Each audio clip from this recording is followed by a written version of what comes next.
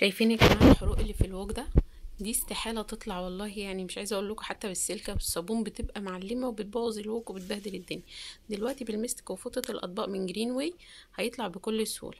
المستك ده بقاله عندي اكتر من 3 4 سنين، والعلبه لسه ما خلصتش. انا باخد حته صغيره زي ما انتم شايفين كده في الفوطه، وبكل سهوله بقدر ان انا اطلع الحروق دي من غير وجع دماغ بقى ولا دعك ولا اوجع ايدي، بس بمجرد ان انا بسكراتش كده بالفوطه والمستك فيها مبلوله طبعا، وبدعك بالراحه خالص من غير وجع ايد ولا اي حاجه خالص.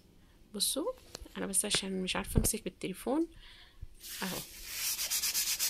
حركت الكاميرا، بصوا كده. والله المستك ده سحر سحر من فوطة الاطباق، مش عايزه اقول لكم يعني. بصوا، ده كل الحروق بتاعه الوجه اهو. دلوقتي دعكته كله، لسه ما شطفتوش بالميه.